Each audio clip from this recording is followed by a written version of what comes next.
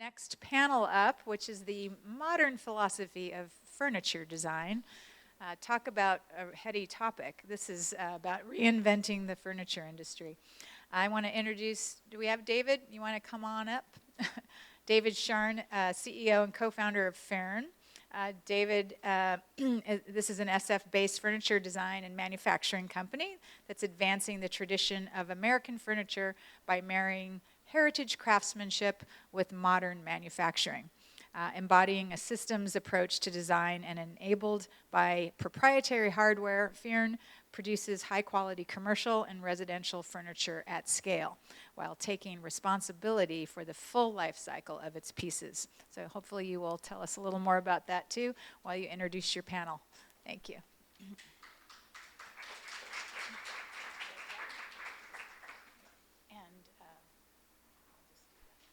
Got that? Okay. Good afternoon, everybody. Thank you, Catherine, for having us.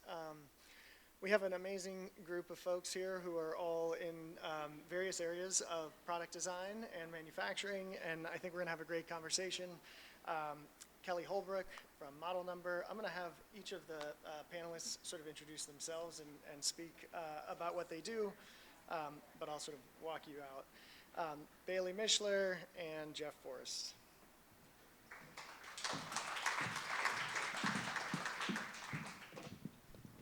Hi, everyone. I'm Kelly Holbrook. I'm from Model Number. We're a company that is revolutionizing the furniture industry by focusing on 3D print furniture and additive manufacturing as kind of the future of furniture in a way that's going to kind of reset how we have traditionally manufactured. Hi, my name is Baillie Mishler. I am a co-founder of PROWL Studio, which is a San Francisco-based industrial design and research studio. We really founded out of this frustration, having spent a decade in the commercial furniture space, seeing a lot of toxic inputs, a lot of waste, and asked how we could better align our values to our practice, and founded PROWL really out of this mission to adopt a more sustainable ethos to the ways that we developed the goods around us. Hi, everyone. Can you hear me okay?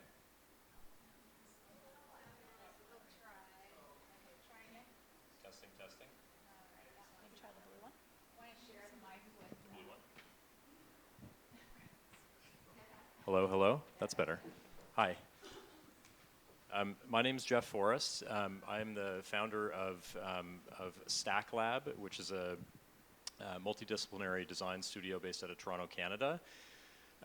We offer design as a service on one side, and then on the other, we have developed sort of proofs of concept furniture and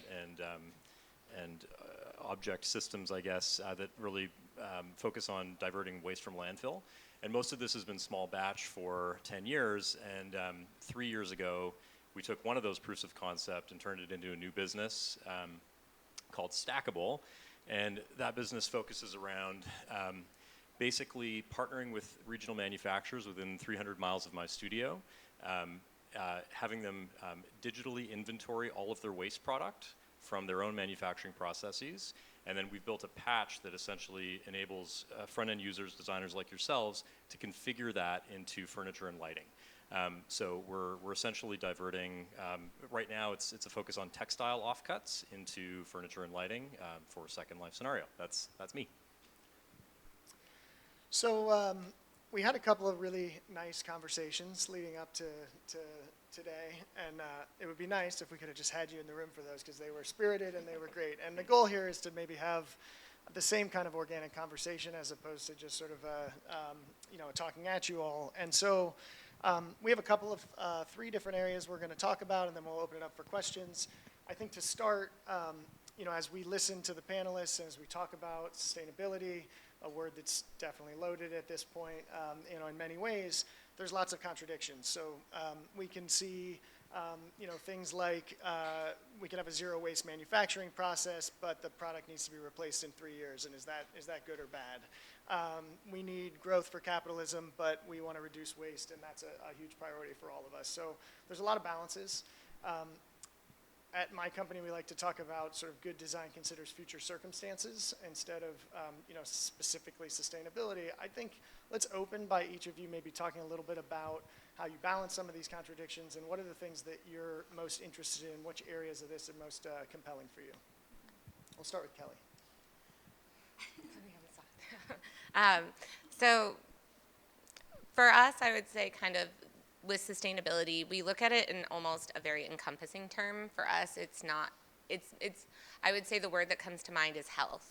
And that's not just health of like environmental health, which is what kind of we focus on when we focus on sustainability, and when the word green is brought up, and all of that is really this environmental focus. But really at our company, sustainability is health overall. So whether that be cultural health within our company, whether it be the actual health of our employees that are making the product in the process in which it's being made, it's also the health of our product at the end of in its use cycle as well as at the end of its life. So we're looking at health as a holistic function, and then within that, for us to really get down to our actionable sustainability, we have a couple of areas that we really focus in on. One of the biggest areas is materiality. We understand that materiality for us is how we can really innovate and push forward into something that's new, while kind of not losing a lot of the familiarity of what we've had before. I think that other focus that we've really put into is kind of what you've already heard a lot at, is carbon embodiment. And within that realm, really zero waste and end of life is the biggest conversation that we kind of have. So for us, sustainability is kind of our overall catchword if you're talking about something big, but what we really talk about when we talk about our products, we don't say our product is sustainable. We sit there and we tell you our product is net zero, so it has zero carbon embodiment and factors out, or that it will have like biodegradability. So we actually look at our action items as our way to actually talk about our sustainability and describe our sustainability. We don't actually use that word sustainability as much anymore. As you've said, it's kind of gotten so broad and kind of greenwashed. So getting down to the actionable items for us when we talk about sustainability as an ethos, it's a huge term, but when we talk about it as a company, it's our action items and how we are actually being sustainable that we talk about sustainability. Yeah, I'll add to that. So our studio operates on a kind of a mantra, an ethos of we begin with the end. And similarly to what Kelly shared with Model Number, in thinking about that sort of end of life as one of those pillars within the complex sort of thinking, has been something that we really have fixated on, almost more from a design philosophy. It's really not that common, I think, for designers to want to think about the end of something that they've spent all this time and loving care and to build and to put forth into the world going away one day or not being cared about one day. We want to imagine that, our genius creativity will last on forever, right? But that's just not the reality. Culture changes, people's tastes change. So shifting that framework mentally into this inevitable end of something really helps drive all the decisions at the beginning. We also have a pretty major focus on materiality in order to achieve healthier ends of life, whether that is being designed for a century or being designed for your monthly turnover of floss. I don't know, whatever range of time that we're designing for there. But yeah. My approach to sustainability is really that it's balance, and I think look, I'll define design first before I define sustainability. I mean, I think by definition we're problem solvers, right?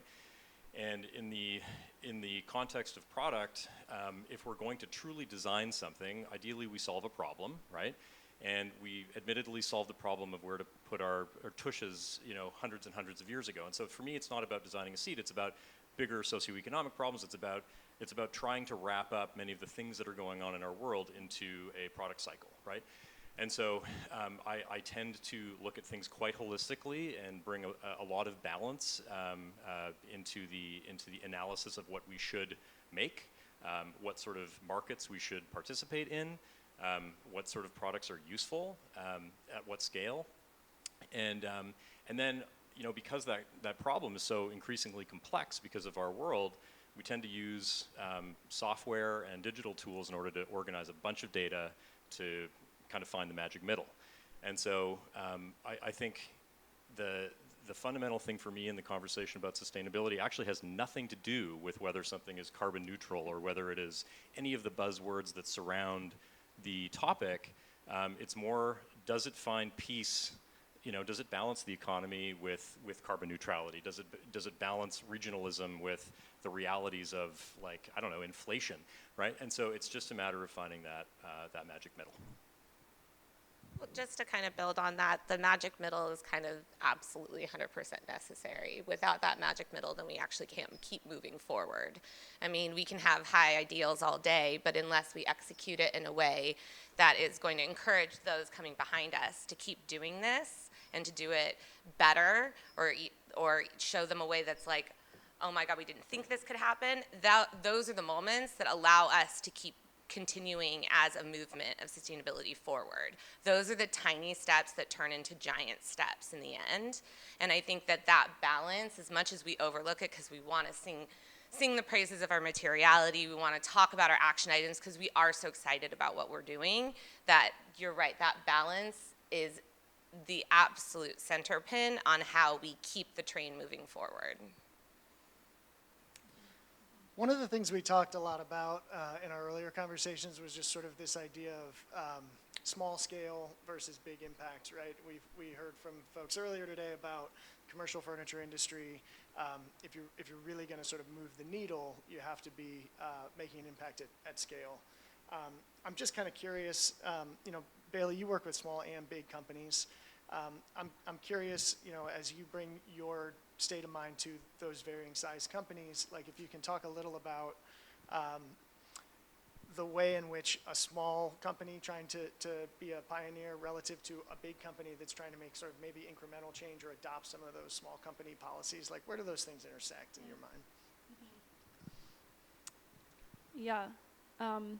I know we're here kind of talking about the built environment and furniture, but our work as a studio kind of spreads out beyond that as well. So we're working in automotive, lighting, home goods, consumer goods, personal care. So keeping that in mind when I think about sort of this whole spread of maybe client sizes, business sizes that we're working with, for us it really comes down to, with the strength of design being a little bit about a culture maker, about an influencer of taste, let's say. So when I think about working with small companies who you may say, well, they're not making the quantity of products as maybe a large company, they could have just as much impact with their point of view, with the story they're trying to tell with their product, or with the ways that they are reapproaching how and what their product is made of for then a larger company to learn from. We've also seen a lot of collaborations happen across small and large companies that have been really inspiring for us as a studio. Within the furniture industry, one that comes to mind is Hayworth, who in 2023 debuted their design lab, where they were working with small, up-and-coming designers, thinkers, makers, to help push ideas from, thinking about regenerative farming to replacements for other materials within their process in ways that maybe they would have got there on their own, but with the help of more nimble, independent studios to help kind of push those ideas together in collaboration. They have a lot of strength. Don't know if I fully answered the question, but I think that's exactly I think collaboration in general and Yeah. sort of pioneering the early days of R&D and pioneering, for example, with Model Number, you all are big on material science and bringing to life 3D printing. Like, perhaps you can talk a little bit about how being at the forefront of trying to create something new and introduce it to an industry like the furniture industry, which is tough given the large sort of entrenched players. Like, what's your approach there to sort of get traction and to get people excited about a new way of producing furniture? So it's kind of a two-prong approach, but honestly, in the end, collaboration is the biggest half of that two-prong approach. Really, being on the forefront of materiality for us is what defines what we're doing to a large degree. Kind of understanding where we are in our environment and trying to pick better choices is what's driven us to the materiality where we are. What we realized really early on, especially being on such the cutting edge end of that materiality, is that you can't do it by yourself. I don't think anyone can. Everyone has ideas, but we all need to work together. So one of the biggest things that we've been able to do to really leverage the materiality is to form partnerships and collaborations. Especially as a small company, R&D research is extremely cost prohibitive. So when you're looking at being the first person on the market to manufacture with a brand new resin, how much of that is going to be R&D work that you're going to have to put into before you can even see any kind of profit come from that materiality. So being able to partner with people and other companies that are like-minded, wanting to push this materiality, push those products to the future, is really what allows us to be able to do the in-depth R&D research, to be able to develop the new product, then the way that we can use this other material that someone else has discovered and bring it into our operations and have a novel approach with it. Those are the ways that we do it, is all through collaboration. So my companies both use the word stack in them, and it has nothing to do with the fact that we actually stack materials. It actually references the technology stack and is ultimately a reference to software development, which fundamentally, in my opinion, is the greatest design ecosystem in the world because it's extremely fast and extremely iterative, right? And one of the things that they do, which is so impressive, and it's really been a model for my studio, is that they leverage existing infrastructures, right? And so they don't invent a lot. What they do is they take a lot of existing tools and they put them together in a really smart way. And so speaking of how to leverage infrastructure, when we were starting Stackabl, we discovered that Herman Miller published an online database of their material offcuts in like 2017, and we were like, that's cool. So we wrote a little algorithm that scraped the website and found all the most commonly occurring offcuts, and from there, we built a collection of furniture without them knowing around their system. And we started buying stuff, and they noticed that we were buying it regularly, and they were like, oh, that's interesting, good new clients. And then eventually we went to them, and they were like, we've built a business around your business. And we were like, we'd like to actually patch our software into yours and work together on this program. And they told us basically like, no, they were like, how dare you do that? And we almost got into a legal battle. And then through, I think, time and a little bit of coercing, they became our partners. And now we have a machine in their facility, and we do have a tech patch that links their database to ours, and we have the system. And so I think I kind of believe that, like, you can collaborate whether they like it or not, and in a way, it's just a matter of bringing the pitch. And so that's kind of been our approach. I like that forced collaboration. That's new. People join us, or you will be in trouble. I think as pioneers, there's sort of lots of, we have lots of designers in the audience, and there's a lot of questions about how do I have confidence in the data that I'm reading, and do I know the inputs are good? Certifications are a huge part of that, but in a lot of cases, and I can say it's the case for my business, certifications can be sort of a barrier because of the cost to attain them, because of the time and energy for companies that are, in many cases, often exceeding the criteria by which the certification is. For larger companies, it's easy to sort of do that, and that can sort of stand in the way of learning about these sort of new and and pioneering companies. I'm just kind of curious about if anybody, this is a little off script, but do we have thoughts on how we tell our story when we're outside of the conventional norms, when we're sort of trying to bring to light something that maybe doesn't have an established certification, but is moving the needle on improving the overall industry or the system? And I'll leave this one open. I don't know if any of you sort of have thoughts here. It's a little outside our chat, but it occurs to me that as I listen today, that's it's something that's always top of mind. One quick call out I will make is because we are relatively model number. We've been around for about 6 years. We're still technically in the startup phase and proving ourselves at this point. But oh my God, I'm sorry, I just totally lost my train of thought. Thank you.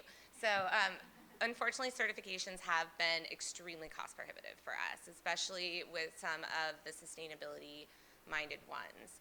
We do have FSC certification because we did feel like that one was absolutely necessary when it came to wood products. But as far as the rest of our manufacturing with our materiality, it is definitely something that hasn't been as, I would say, called out, celebrated, or quantified within a lot of certifications. So one of the big things that we have found across the board is just straight transparency. So we are transparent with all of our customers entirely. If you want to know what's in it, we will tell you what's in it.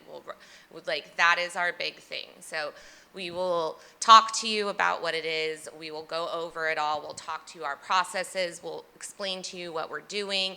I think having that level of transparency where a client can feel comfortable with asking you, how is this made? How is it being produced? How are you sourcing your materials?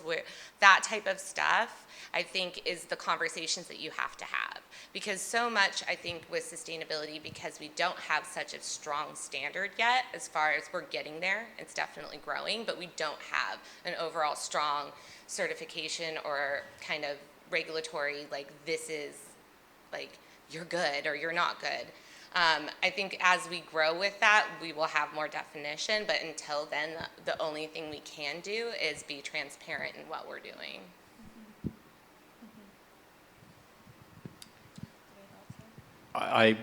Well, we're way louder. Thank you. I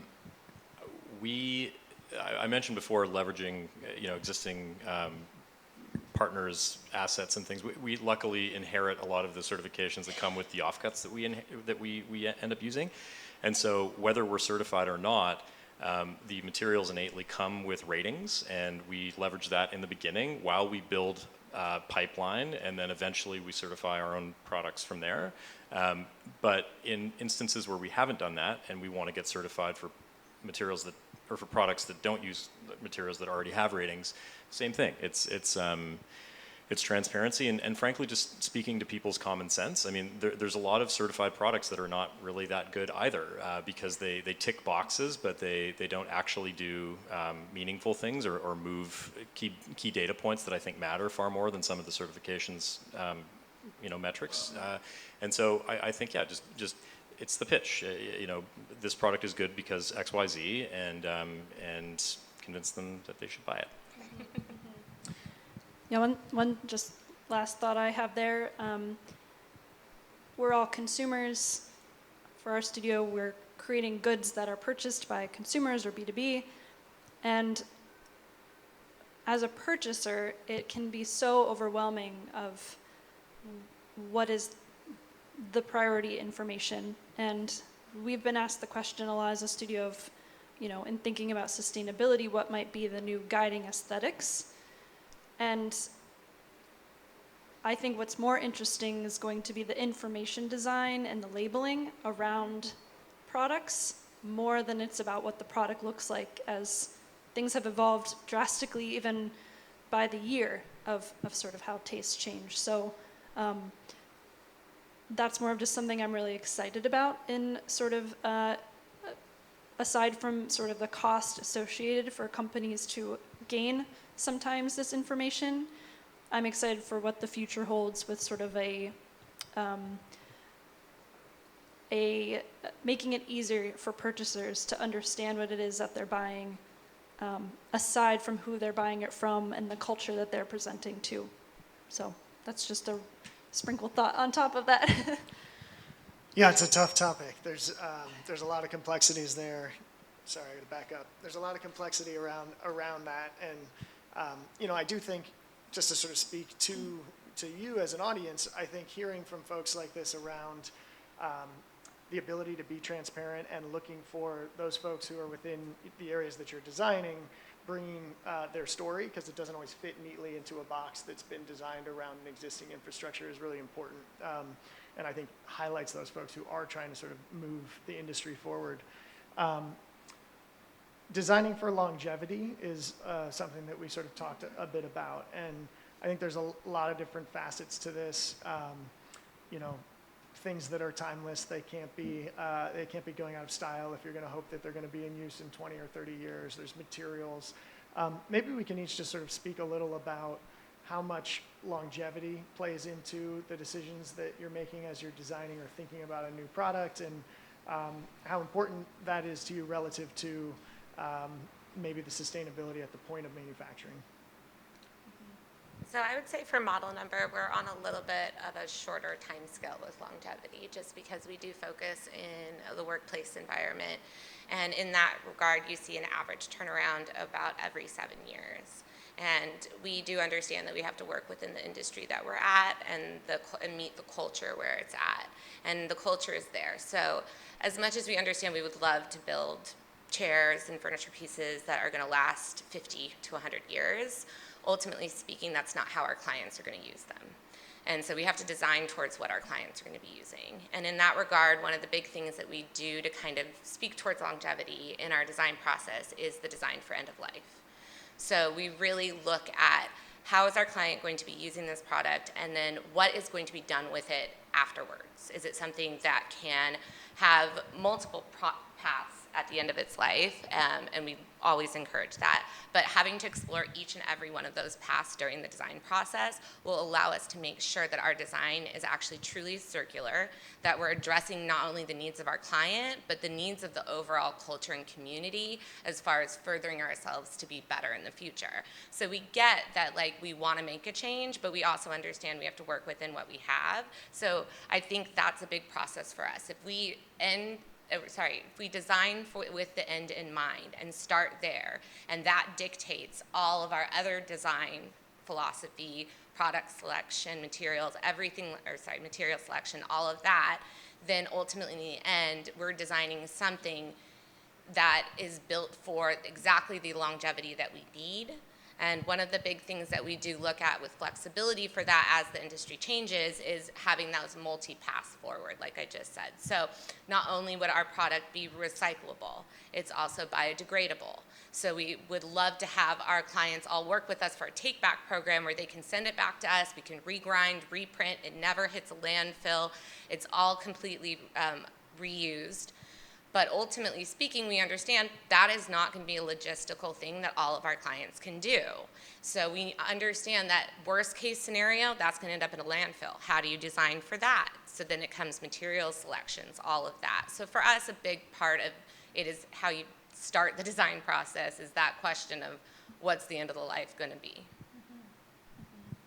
Yeah, I think behavior around the product is often where we start to drive that begin with the end mentality too. Reuse has been a major topic today already. And so when we think about, even aside from the inevitable end, those recirculated products with furniture, how can the problems around reuse be solved in the design phase? Can it be more easily reupholstered? Can we do away with staples and glue that make some of those processes really difficult and ultimately avoided because they're difficult, right? As just like one example within that. We sort of had an interesting debate, all of us, around the topic of longevity, because there's kind of this balancing board here with the fact that there can be so many strategies applied, so many levers that can be pulled. Longevity is one, and how can you make something as useful for as long as possible is certainly one direction. There's instead, what if it only needs to last as long as it's actually going to be cared for anyway? the 3 years, the 5 years instead. And those might have two kind of different strategies that have a little bit of a different approach from manufacturing, material selection, logistics, cost, and those get a little bit messy. Kelly also brought up culture. And, you know, I think within the commercial environment, there's certainly kind of a known repetition of turnover. Other products change maybe more frequently, like your linens, your, you know, the color of the walls. Thinking about the time scale with each of those really is just part of that design process of making sure you're designing for that behavior, not just, oh, everyone's going to care about it forever, so we make it last forever. That's not realistic, really. I agree with that. I think the other thing that we talked about, which was really fun, was just this idea of narrative value. And I mean, there's no question that the best thing we can do is use our grandmother's chair, right?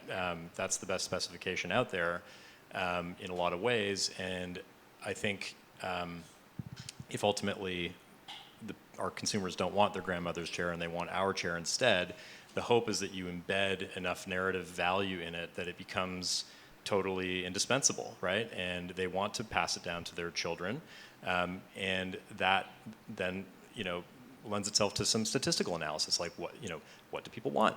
And I think right now, for example, consumers more than ever want customization, right? And if they can basically embed themselves in the product a little bit, they might be more likely to keep it for a really long time.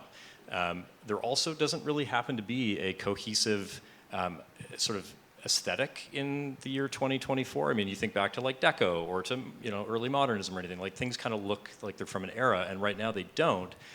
And another thing that I'm trying to do in my work anyway is develop a really clear aesthetic that is unapologetically about material upcycling, and make it sexy and like really designerly, so that it's like, oh, that's from 2024. Like that's when, you know, the aesthetic of reuse became popularized, and therefore it becomes collectible, and therefore I want to give it to my child or to their child. And so, yeah, I think you know, we look at data to inform not only, you know, the what, but also the why, and that's helped us. Not to say that we're like so egoist that we think we're designing iconic furniture, but we try, you know, and hopefully it sticks. So, sorry, Bailey, go ahead. You got something? It's a little, just to tack on, I've seen culturally maybe around this that we could maybe start to see too, is this big movement, less in furniture, one for one, but in fashion around mending and wearing that as a badge of honor. Yeah.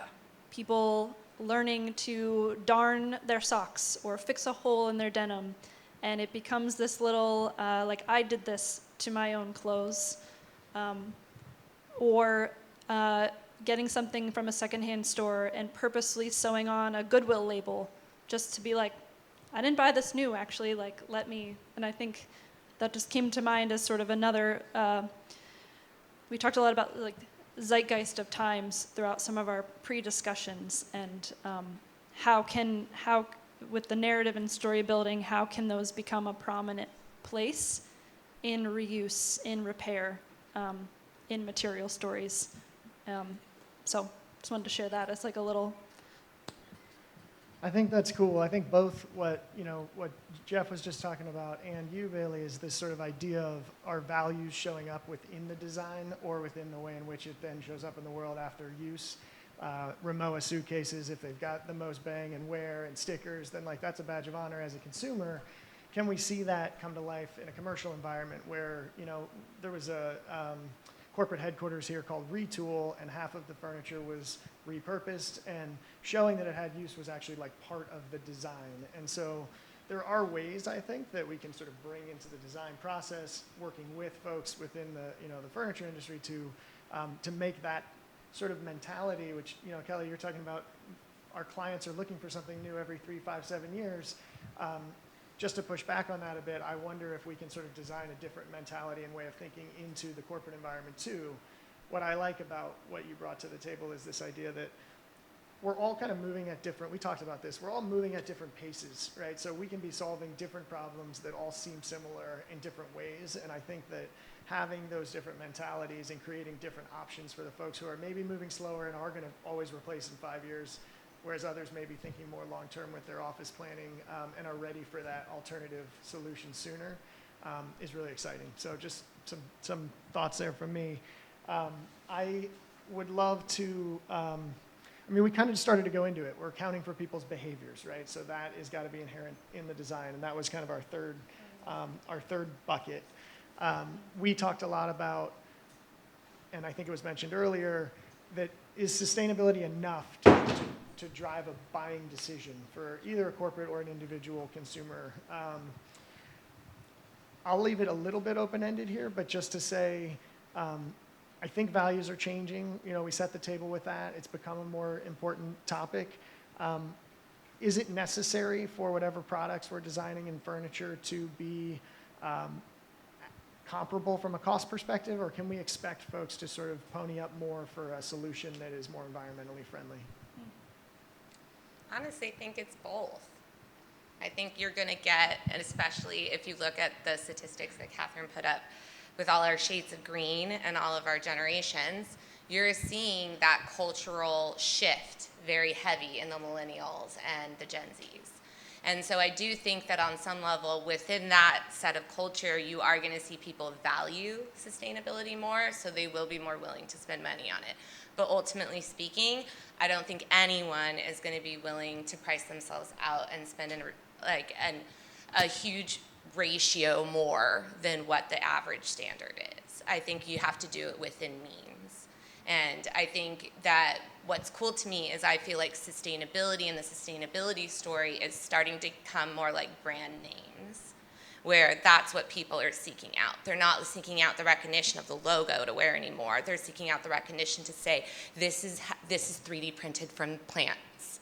Like, that's what we're seeing the excitement level is where people are pushing towards. And I think with that, you're going to see a leveling out where people are willing to spend more, but ultimately speaking, it's always going to be scale and our ability to kind of meet within the marketplace where we need to be and be competitive. I don't think we have to undercut the big guys and the technology where it's at now, but I do think we need to get within a competitive zone.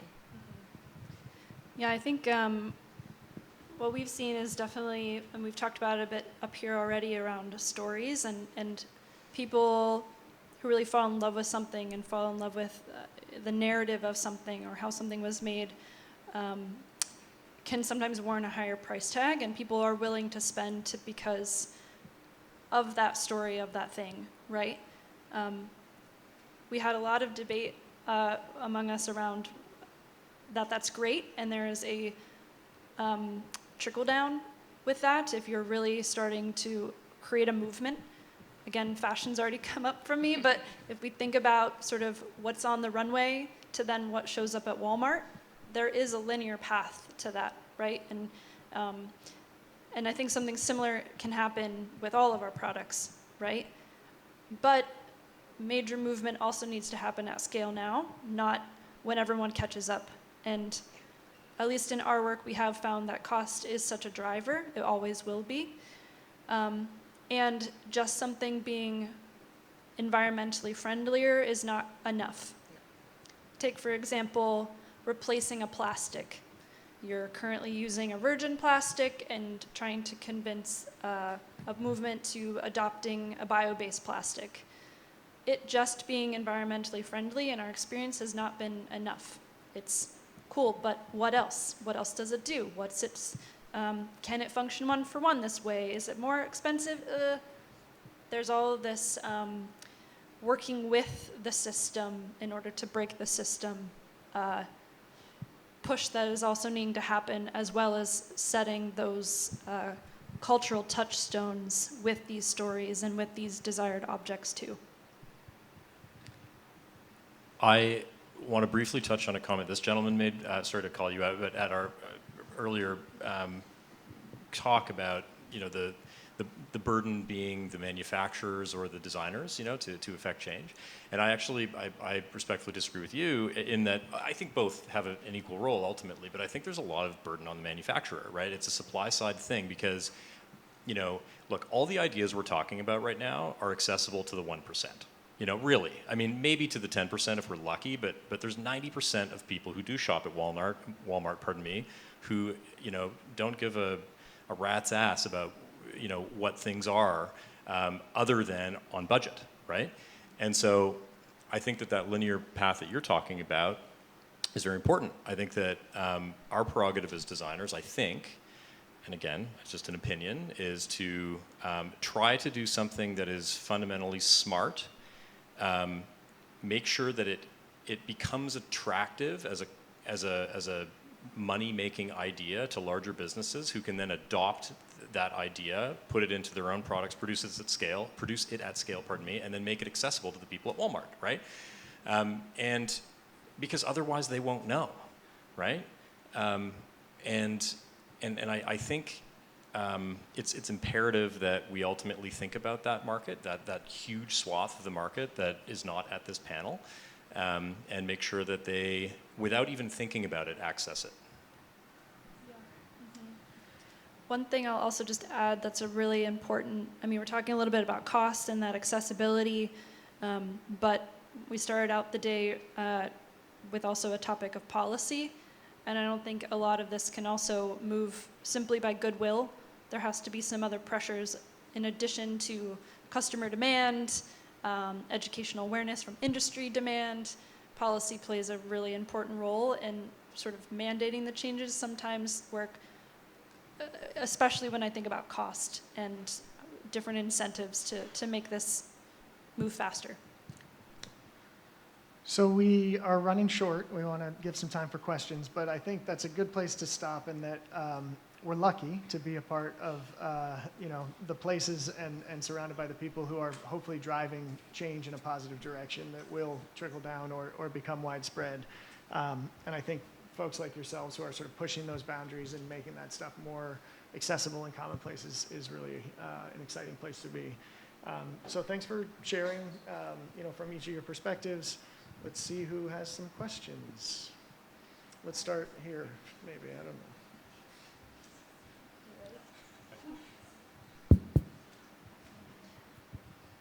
Hi, I'm Jen. I'm an interior designer, and I feel like I am constantly doing that dance between I personally am not a consumer and I'm in a luxury business. And so what I'm hearing you say is you nailed it, like we are all working with the 1%. But ultimately, what I'm seeing as a potential here, and I'm curious if you guys have looked into this, which is maybe we shouldn't be selling our furniture and our wares at Walmart. Maybe this is the local manufacturing opportunity. The 3D printing is not something that requires, I'm assuming, all that much. So have you thought into that bigger picture of, can we bring this back to the local, you know, craftsmen who made our furniture, and that becomes, you know, part of these communities? Is that a bigger vision of what you guys are doing? So that kind of really hits home for model number. One of the big things that we focus on, especially as we look at scaling, because we do understand in order to be successful, you have to scale successfully. And one of the ways that we are really excited about scaling is doing it in a local fashion. So we are not looking at becoming a company that is going to have one giant manufacturer in one location that ships out globally. What we really want to look at, again, I'm going to harp on it again, collaboration, collaboration, collaboration. So for us, when we look at scalability, we look at microfactories. So looking at locally based, community-based factories. So we are providing jobs for a regional base, maybe 500 to 1,000 miles type thing. Ideally, it would be something smaller like 500. And when you're looking at something like that, we're able to not only uplift the community by providing well-paying jobs at living wage, but also being able to focus our resources and materials onto local resources and materials. So one of the programs that we do at Model Number is that we also deal with salvage wood as well as FSC certified wood. We really gear our people towards salvage wood, especially if they're local here in the Bay Area, because that wood is salvaged locally from California, Northern California. So one of the cool things that we'll be able to do once we do start to scale up to different microfactories is based on the region that you're in, you're going to have your own boutique wood selection for that region based on what is salvage available to that locality. And I think that those are really cool things that you can kind of bring into your company that kind of allow for this almost regional differentiation, but it's also a specialness where it's almost like, well, as a company, this is Model Number, but you have to order it within this area to get that, and that brings that specialness and almost that like in-demand customization kind of also to the product as well. But may I want to just comment that still that's an expensive proposition, kind of, right? Like I still don't think you're competing with the folks that are necessarily selling works at Walmart, right?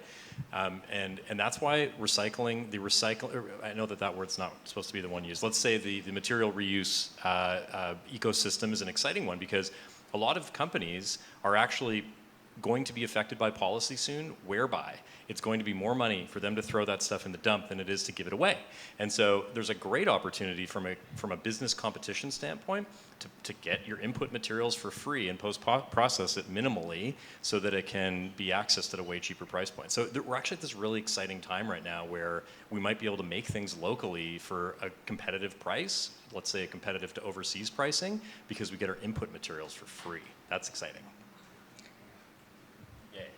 But I would just like to harp on the point because I do like your point in the fact that I do think that there is a valid question of asking, should we be competing with that? Because one of the big things I personally would like to see the furniture industry and design industry in a whole stop doing is the race to the bottom.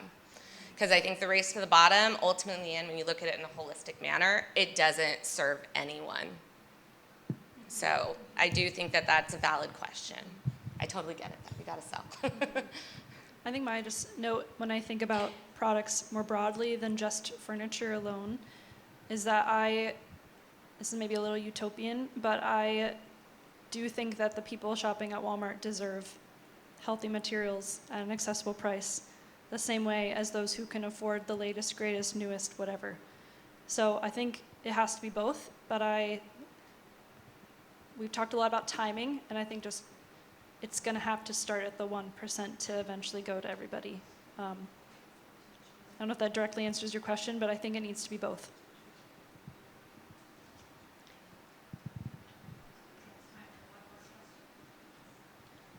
Hi, great panel. First, I also wanted to say all of you make beautiful things. I checked out all of your websites. I only knew Baillie's work. Stunning, so everyone check them out. I had a question about taste. You sort of touched on it already. I think trends are such a tricky thing here because you can see, and you sort of touched on it, right? Like there's specific trends that sort of come out, and it's like all of a sudden everyone wants a brass pendant light or whatever it is, right?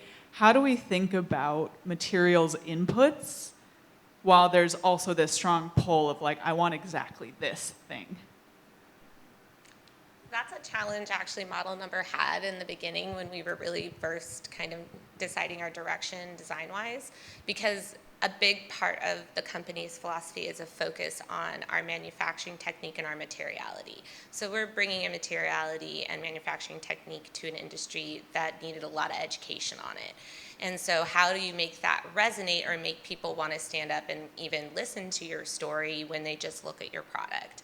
And one of the big things that we realized is that we couldn't design something that didn't resonate with our client. And so you had to really play off of like the traditional classic high-end design. So we went with more of like a modern aesthetic, very simple, very classic, but we chose to pair like our bioplastics with wood in order to soften that learning curve, because we understand when someone's looking at a chair, you're looking at something and it's not traditionally what you would see. But if you have the wood elements, the design is very familiar, there's a softness and a recognition to that design, then people come into it with an open mind of, okay, now tell me about it. And I think that that was a part of our education that we kind of used as a foot in the door to like get the door open, to really have the conversation with people, is to really keep that high, just emotional design resonance with our pieces. I agree with that. I think it's important to ultimately make sure your work is saleable. However, I think, you know what's always on trend? Like a Corbusian chaise, or you know what I mean? And so there's certain things that are just iconic classic items that totally represent a time-stamped period, and they never go out of vogue, right? And so I think, the Corbusian chaise is like a very quintessential beacon of the machine living era, right? It has, right? And so I think that it's okay to lean into a form logic and really just be unapologetic about it, and hope that people are like, well, that's always going to be cool because it stands for an idea, as opposed to just something that's nice right now. So, we balance the two things, right? Like a girl's got to eat, right? So sometimes we pander a little bit to our audience, but fundamentally the core elements of our system are like just about the idea, and we kind of find the high-low. Yeah, I think as designers, we'll always be a little bit influenced by sort of the time, and that's, there's sort of just, there will be those biases that will always be hard to turn off, right? And I think for us at PROWL, focusing on that practicality first. Is the light doing a function that you need it to do? Is it solving the need? Awesome, check, right? Making sure it's purposeful, not just, for whimsy, And that's also where the mantra begin with the end comes, where if it's for a category that maybe is going to sort of turn with the wind more, making sure that when that person gets rid of it, it has a responsible path for it, or won't damage soil, human health, etc. But we all hope that we can design something that will want to be held on to forever. But yeah, that's our path. Thanks, everybody. Thank you. Thank you, guys. Thanks, guys.